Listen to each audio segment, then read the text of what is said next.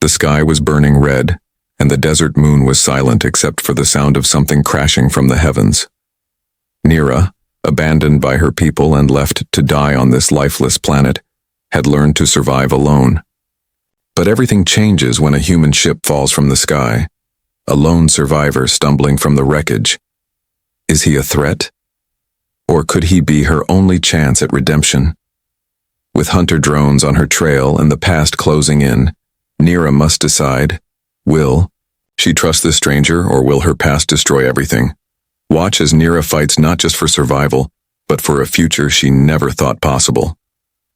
If you're new here, then please subscribe this channel and show thumbs up by liking the video. Now let's move to this wonderful story.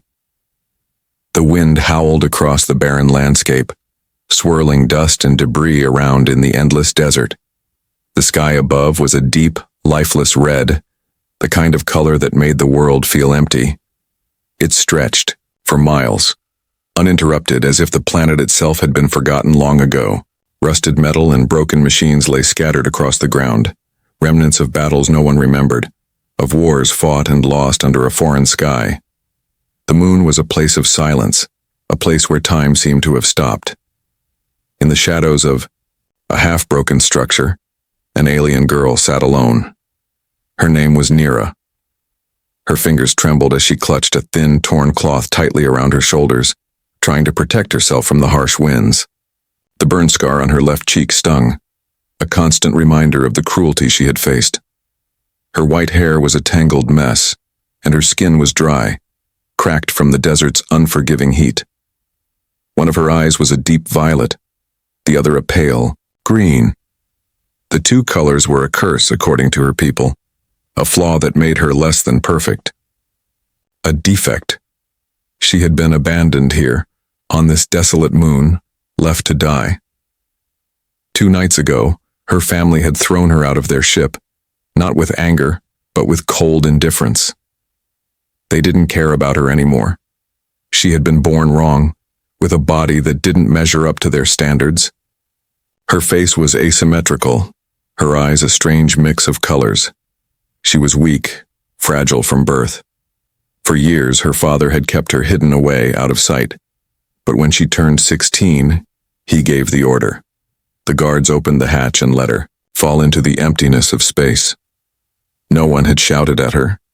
No one had hit her. They simply let her go as if she were nothing more than a forgotten piece of trash. Nira had known it was coming. She had expected it. Crying would have been useless. Her people didn't cry. It was a sign of weakness. She had learned that early on. Crying was for those who still hoped someone would listen. But Nira had stopped hoping long ago. She knew her place. She was nothing. The silence of the moon was deafening. Nira's stomach growled, a constant reminder of her hunger. She had eaten a small plant root yesterday, bitter and dry, but it hadn't been enough. Water was even harder to come by. Sometimes she found drops inside old metal barrels left behind from ancient battles. Most of the time she had to rely on the air, hoping to find some moisture, anything to ease her parched throat. But today, something was different. She heard it first, an unusual hum in the distance, deep and low, coming from the sky. Nira's heart raced. It wasn't the wind. It was something else, something louder, stronger. She climbed to her feet, her body protesting the movement, but she forced herself to look up. The sight she saw made her freeze. A ship was falling from the sky, trailing smoke and fire. It spun wildly, its tail erupting in flames. It was small, clearly designed for a single passenger. As it plummeted toward the ground, Nira watched in awe, her breath caught in her throat. The ship tumbled like a broken bird, falling faster and faster until it crashed violently into the rocky desert below. The sound of the impact was like thunder, echoing across the land, a harsh reminder that everything could end in an instant. For a moment, Nira stood motionless, her mind racing. Was this it? Was this her people, coming to finish what they had started?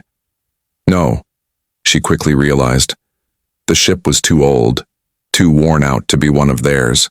It wasn't made by the hands of her, people who prized perfection in everything they created. This ship was different. It had the rough, makeshift design of something built by outsiders. It was a human ship. Nira had seen pictures of humans before. Rough, loud, and wild. Her people despised them for their imperfections, their emotional nature. Humans weren't like them. Not perfect, not noble. They were too emotional, too flawed. But there was one thing that Nira knew for sure. Humans didn't discard their own children. They didn't throw people away like garbage. With the hum of the crashing ship still echoing in the air, Nira hesitated. Her mind screamed at her to stay hidden, to stay far away from the wreckage. Her people had taught her to avoid humans at all costs, to stay in the shadows, to never show weakness. But something inside her stirred. This was different.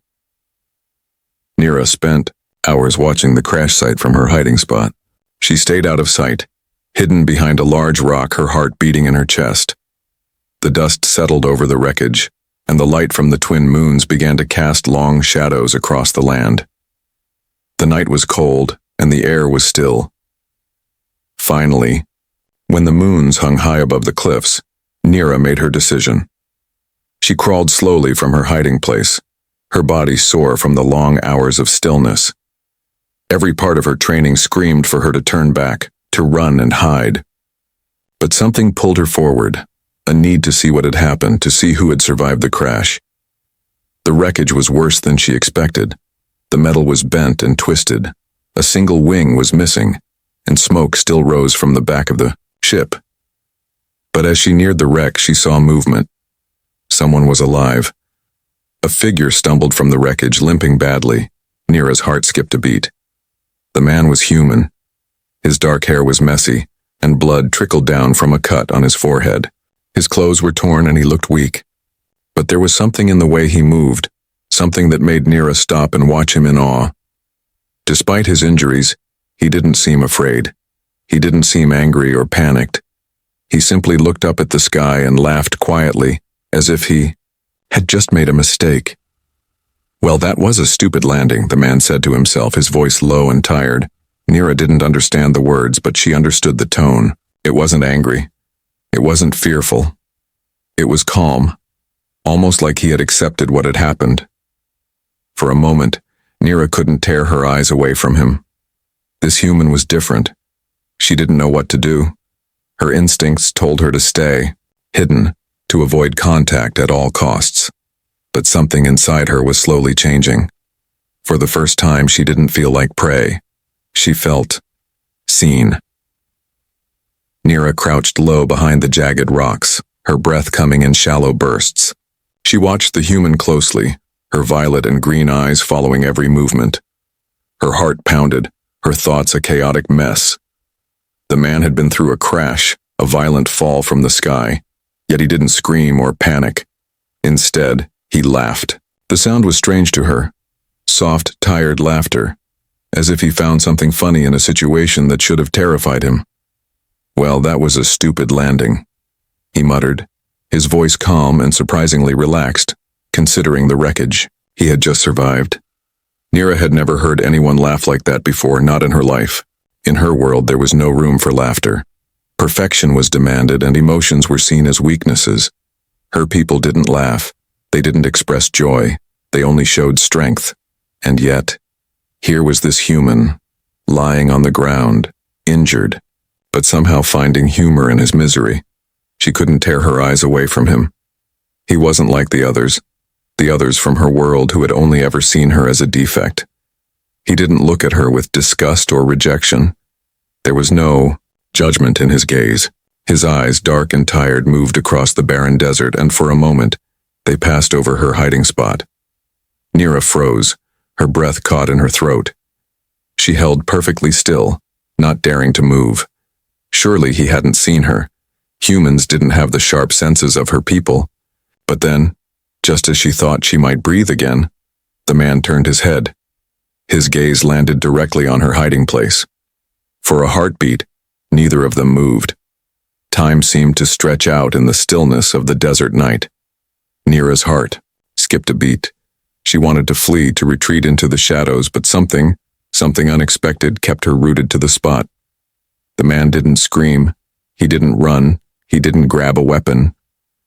Instead, he simply stared at her, his expression unreadable but not hostile. Nira's instincts screamed at her to run. Every part of her training told her to hide, to stay out of sight. But then, the man did something entirely unexpected. Slowly, he reached into his bag, pulled out a small water bottle and placed it gently on a flat rock in front of him. Nira blinked, confused. What was he doing? Her people never offered anything to outsiders. If a member of her family had been stranded on a hostile planet, they would never have extended any kindness to an alien, let alone a human. Humans were known for their wild emotions, their erratic behavior. But here was this one offering something as simple as water. The man didn't say anything. He simply sat back waiting, his eyes never leaving her. Nira could feel the heat rising in her chest, a confusing mixture of anger and curiosity. She had never been offered kindness before. She had never been seen as worthy of anything. Her people had cast her aside, abandoned her. They had called her ugly, a failure, a defect. They had left her to die in the desert, with nothing. And yet here was this human, offering her water. Nira's throat was dry, the parched feeling gnawing at her insides. She had been without water for too long, her body begging for relief. But still she hesitated. She had been trained to never trust outsiders, especially humans. They were unpredictable, dangerous. What did he want from her? What price would he ask in return for something so simple? Minutes passed and the man didn't move. He didn't pressure her. He just sat there watching her with a quiet, patient expression. Nira's fingers twitched, her mind battling with the urge to run and the desire to take the water. Her instincts told her to be cautious, to stay hidden. But her body, weak and thirsty, screamed at her to take the offer. She had nothing. She had no one. What harm could one small act of kindness do? Step by step, Nira slowly rose from her crouch, her movements tentative, like a deer testing the waters. She walked toward the rock, keeping her eyes on the man the entire time. He didn't move, didn't try to stop her. He just watched, his gaze calm, his hands open and unthreatening. When she reached the rock, she stood for a moment, staring at the water bottle. The cold, clear liquid inside seemed like a dream. She reached out, her fingers trembling as she grabbed it, her hand closing around the plastic. She didn't dare look at the man. She didn't want to see pity in his eyes. She didn't want to see anything that would make her feel weak. Without a word, she backed away, clutching the bottle tightly in her hands. She could feel the human's gaze on her, but she didn't dare look at him. Instead, she unscrewed the cap, her hands shaking, and brought the bottle to her lips. The water was cool and soothing, running down her throat in a way that almost made her forget the pain, the hunger, the loneliness. For a moment, she could forget everything.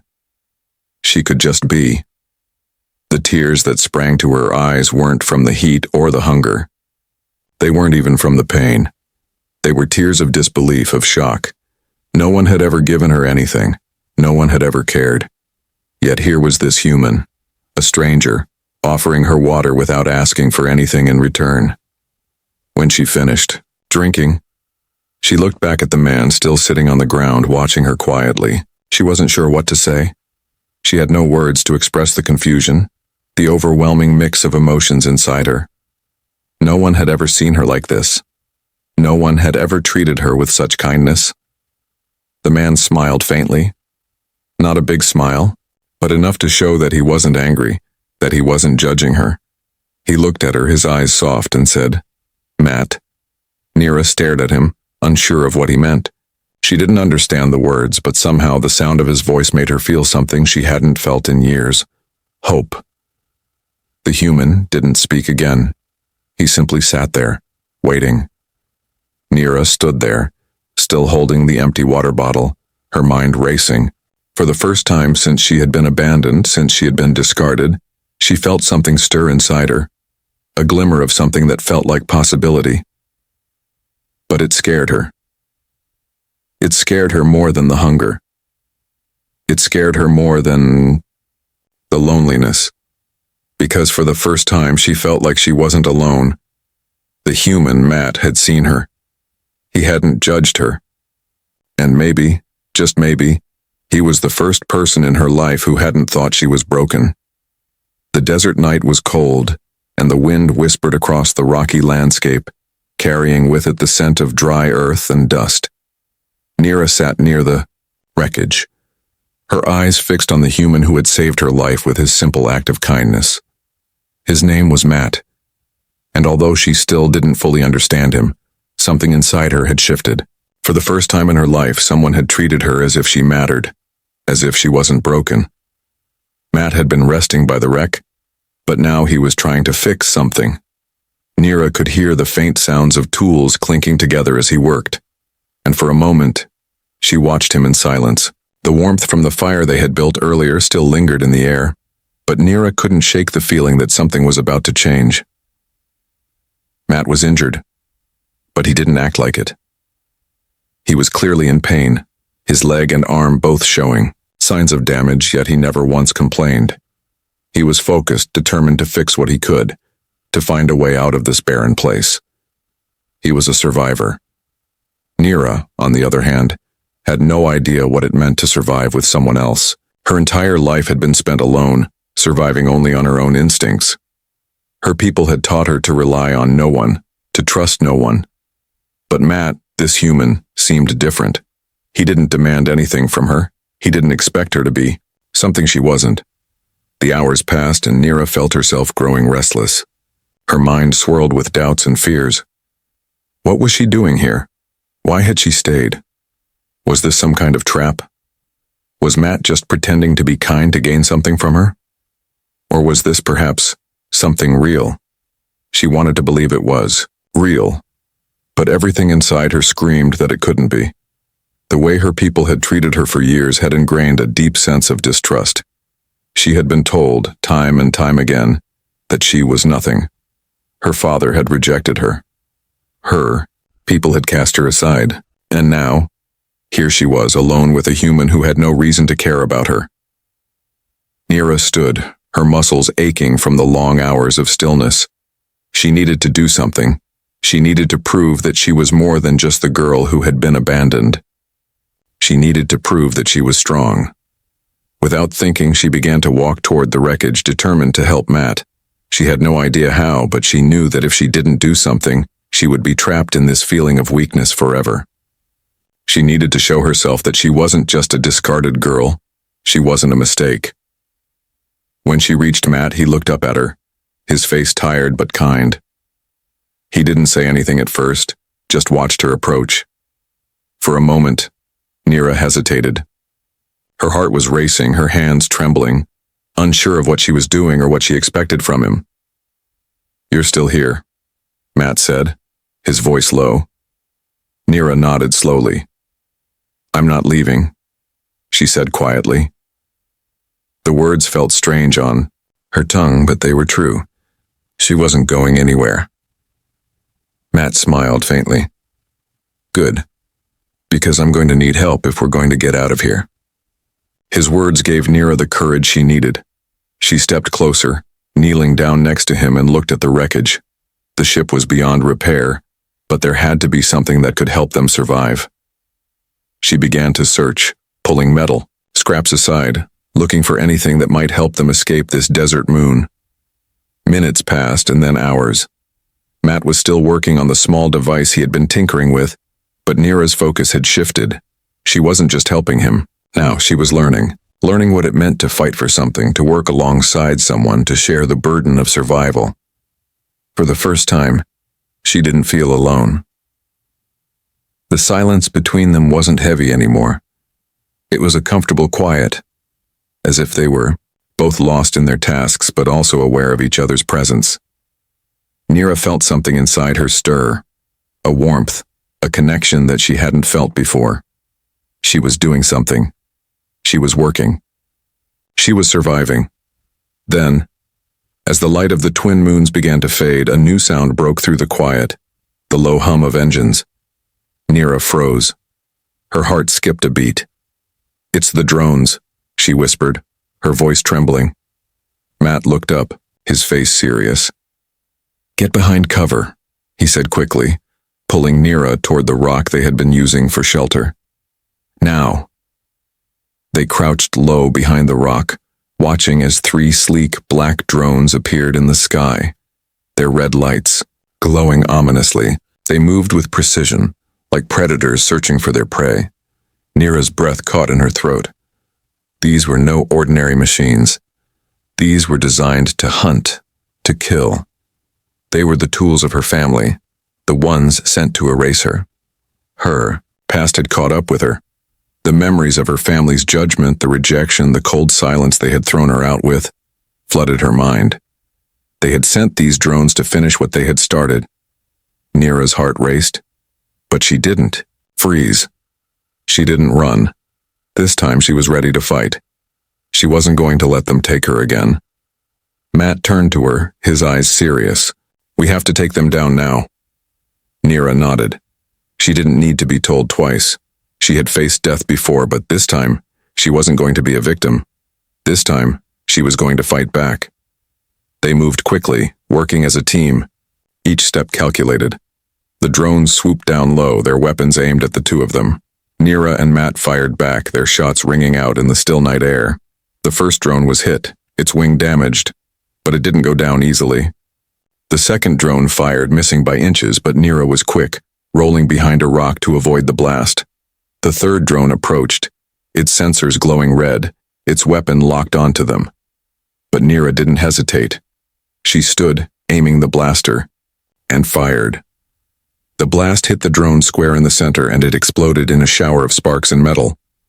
For a moment there was silence. Then the sound of the remaining drone's engine echoed through the desert, but Nira was no longer afraid. She had fought back. She had faced her fears and won. And for the first time, she didn't feel like prey. She felt strong. The desert night was cold, and the stars above seemed to watch over Nira like silent, distant witnesses. The wreck of the ship still smoldered in the distance, the flames now just flickers of orange against the darkened sky.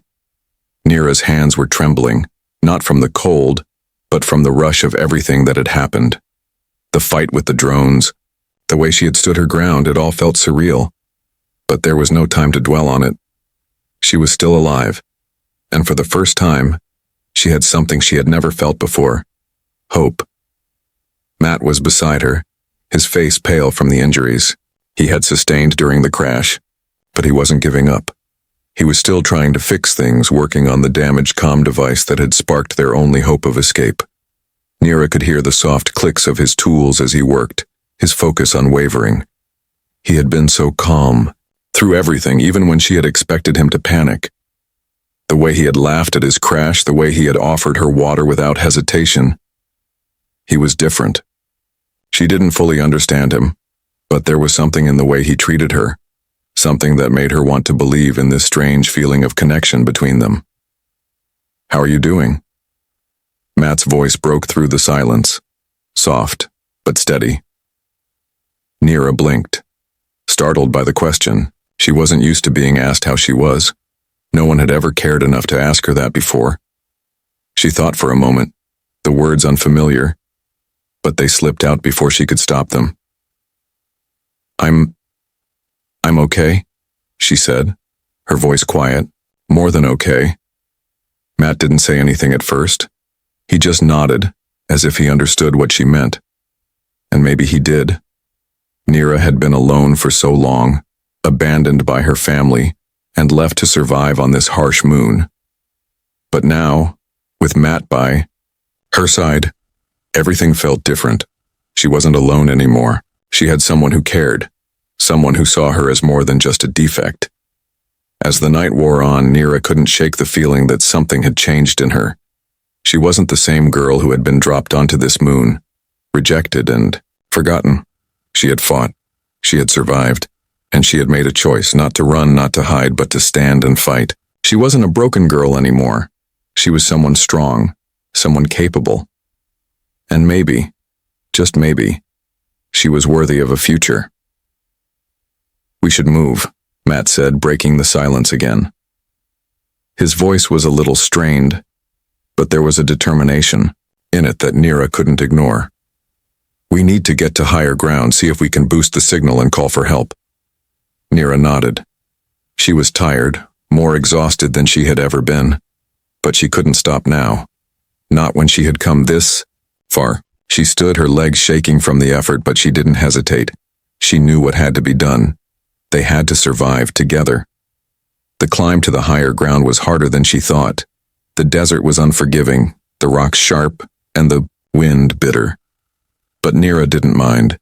She was doing something. She was working toward something. The air was still, the kind of stillness that made everything feel heavy, like the world was holding its breath. But she pushed on, step by step, her mind focused on the task at hand. Matt was behind her, moving slower than he should have, his injury making each step harder. But he never complained. He didn't ask her to carry him, didn't ask for anything. He simply kept going, just like her. They were in this together. When they finally reached the top of the cliff, the wind was stronger, the air cooler.